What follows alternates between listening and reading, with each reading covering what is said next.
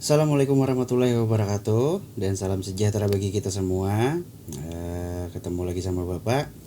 Kali ini Bapak akan menjelaskan tentang yang namanya kerajaan Islam yang ada di Indonesia. Yang pertama itu ada kerajaan Samudra Pasai, kerajaan Aceh, kerajaan Demak, kerajaan Banten, kerajaan Mataram Islam, kerajaan Makassar, kerajaan Ternate dan Tidore, dan yang terakhir kerajaan Banjar atau Kesultanan Banjar. Sebelumnya Bapak akan menyebutkan yang namanya akulturasi dan asimilasi. Apa sih akulturasi dan asimilasi? Kalau akulturasi itu adalah percampuran budaya. Kalau asimilasi adalah pembaruan kebudayaan yang ditandai dengan hilangnya ciri khas kebudayaan asli dan membentuk kebudayaan baru. Contohnya, sebelum kita menggunakan yang namanya telepon genggam atau dikenal dengan yang namanya HP, sebelum itu kita mengirim pesan lewat apa? Pos. Sebelum pos, pakai merpati untuk mengirimkan surat. Dan apakah itu hilang sampai sekarang? Ya. Ada sebagian ada yang hilang. Apa yang hilang? Orang mengirim pesan atau mengirim surat pakai merpati seiring perkembangan zaman. Kita kembali lagi ke kerajaan. Pengaruh sosial budaya kerajaan. Yang pertama itu adalah peribadatan. Peribadatan itu dalam artian dari segi keagamaan. Kalau dulu peribadatannya merubah tatanan kepercayaan atau kebiasaan yang dilakukan sebelum datangnya kerajaan Islam. Contohnya, sebelum kedatangan kerajaan Islam atau sebelum datang ajaran Islam, orang-orang tidak mengenal yang namanya Idul Fitri dan Idul Adha. Kalau puasa ya memang ada. Dari dulu juga sudah ada kalau puasa. Tapi bukan puasa di bulan Ramadan. Puasa untuk meningkatkan kewibawaan, meningkatkan tenaga dalam, meningkatkan kepercayaan diri, itu dilakukan dengan yang namanya puasa. Tapi tidak sama dengan puasa bulan Ramadan. 1 bulan full untuk puasanya. Dari segi pendidikan, kalau pendidikan sekarang kita mengenal yang namanya pesantren.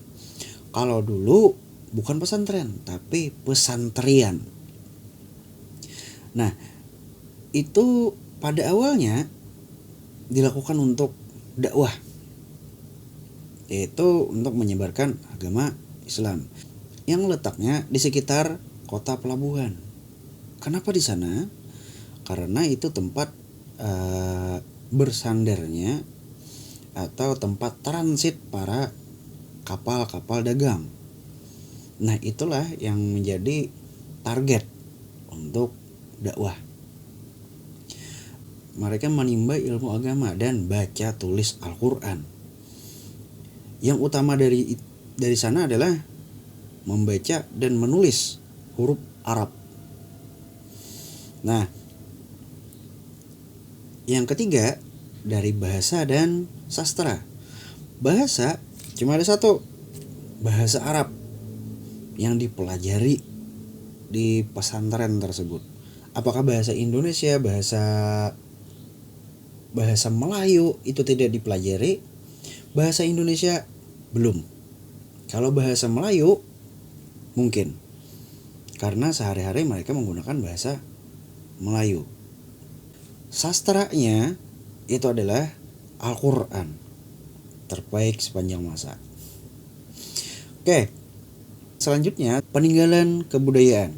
Peninggalan kebudayaan ini ada masjid, makam, dan keraton. Keraton itu bisa disebut dengan yang namanya istana. Itulah yang ditinggalkan oleh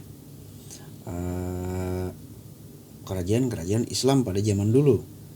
Masjid, makam, dan keraton atau istana.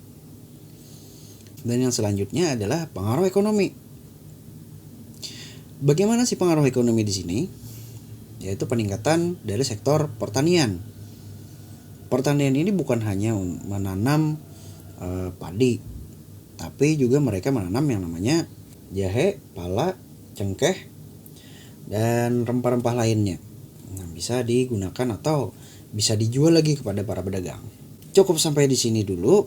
Kalau ada pertanyaan, tulis di bawah, di kolom komentar di bawah ya. Kalau untuk tugas Bapak minta kalian menuliskan silsilah kerajaan Banjar atau silsilah kesultanan Banjar dari dulu sampai sekarang. Yang kedua, Bapak mau tahu masjid apa saja sih yang ditinggalkan oleh kerajaan-kerajaan Islam pada zaman dulu. Bapak mau tahu namanya, Bapak mau tahu di mana tempatnya atau letaknya. Oke, cukup sekian dulu dari Bapak. Mudah-mudahan ini bermanfaat bagi kalian dan siapapun yang menontonnya. Amin. Wabillahi taufiq wal hidayah. Wassalamualaikum warahmatullahi wabarakatuh.